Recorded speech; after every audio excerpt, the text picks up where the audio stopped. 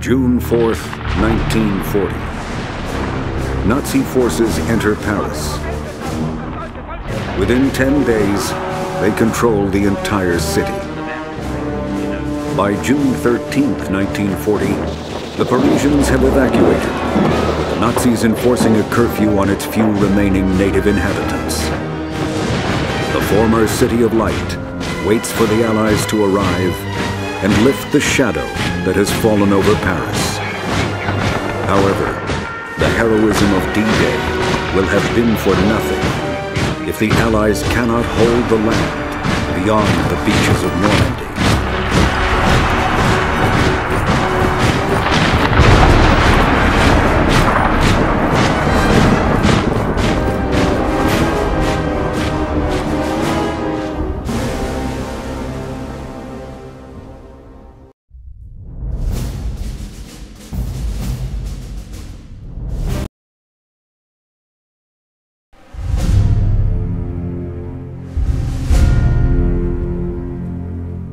As decisive as Normandy, the liberation of Saint-Lô opens up the road to Paris.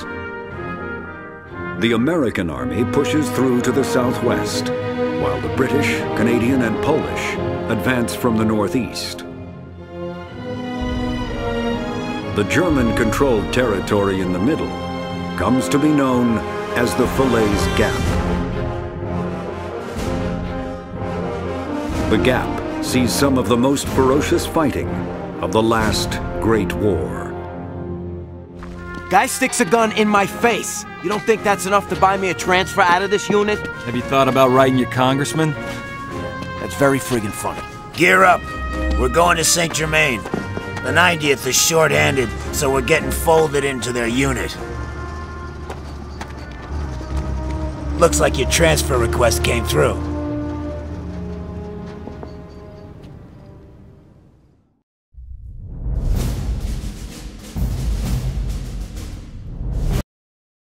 Doyle!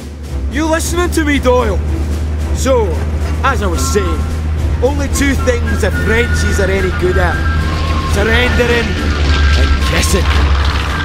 Aboard me, Sergeant. How are you, BT? Skiving as usual? Get stuffed, you fat Scottish twig! I'm fair popular around here, you can probably tell.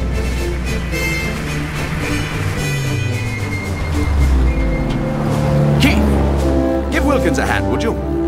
Boy can't tell his ass from his elbow. Damn good to see you again. Wilkins, you blasted idiot. What are you doing, my friend? Little present for the Boche. We call her Vera. Her twin over there is Lynn. It's the usual deal. Pre-dawn insertion. Our man on the ground is a Marquis named LaRoche. Decent fellow for a Frenchman. He'll take us to meet up with the French resistance. An oxymoron if ever there was one, but they're all we have. We're wheels up in an hour, so grab your kit and load in. Strap yourselves in, boys! We're almost at the jump point! Incoming! Taking fire! I can't hold us, sir! We have to drop now!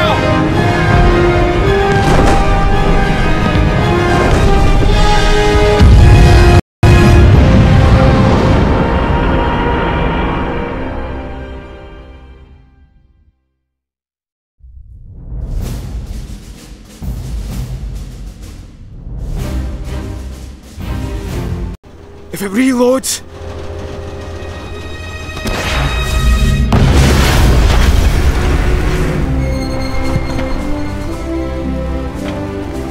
Jolly good timing, Major.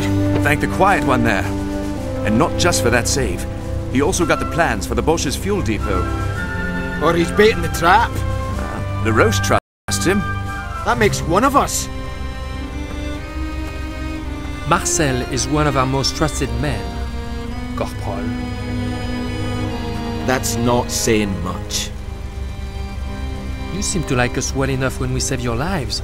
Perhaps next time we won't be as charitable. I don't need some suicide detail to get me a medal. No one's offering you a medal to do your job, Hux. Now, you read up on those aircraft bombs? Yeah, those things are mighty dangerous, Sarge. Your Sarge is riding up front. All right, listen up. Our job's to take the bridge as the convoy acts as our decoy from the opposite side. So we get no armor support. Jerry will blow the bridge at the first sight of armor. That's why Huxley here is gonna disarm the bombs before the Krauts can detonate them. Whose brilliant plan was this? General George S. Patton. You got some kind of problem with him too? Nope. So long as the orders aren't coming from McCullen. Ain't no orders coming from him. Hell, he ain't said so much as a word for 2 days straight. How about you worry less about the Sarge and more about those bombs, Hayseed? Yeah, I got it.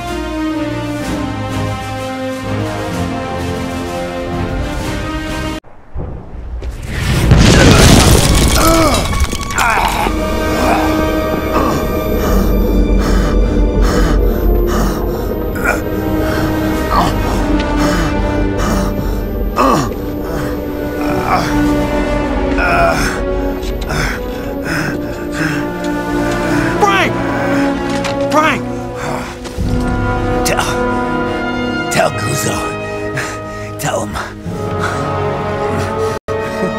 Tell him to go to hell.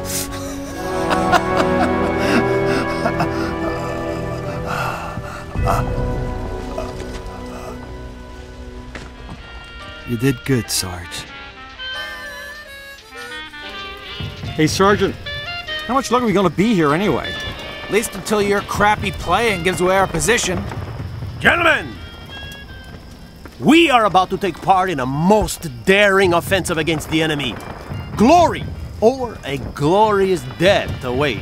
We get a choice which one? Show the lieutenant some respect. Who's this pissant? Private Leslie Perron, but further introduction can wait. The Germans have pulled back to the ridge. We, mes amis, are going to take it from them. All right, you heard the lieutenant. Get moving. Cole, get on that 50 cal. Peterson, start loading some ammo. And someone turn off that friggin' radio. That's not fighting music.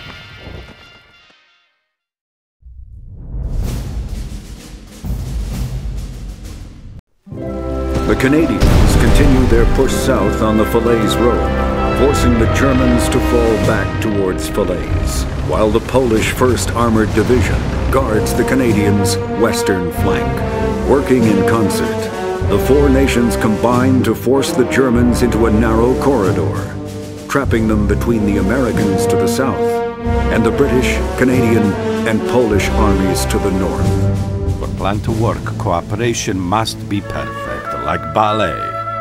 But soldiers are not dancers. So maybe we not wait.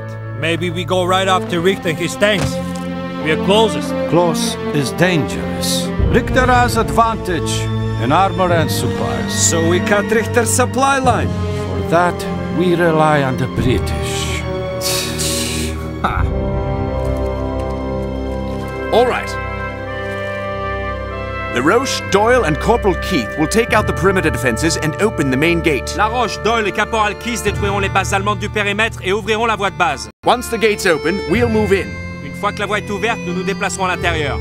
Two sections will hold the entrance while one section destroys anything that looks remotely useful to Jerry. La section 2 bloquera l'entrée tandis que la section 1 détruira tout ce qui est utile aux Boches. And Keith, you make damn sure you get yourself past those bloody sentries as quickly as possible. My pleasure. Look after yourself with these onion eaters. Votre mère a la syphilis, mon ami. Aye. Good luck to you too, Frenchie. Let's move out!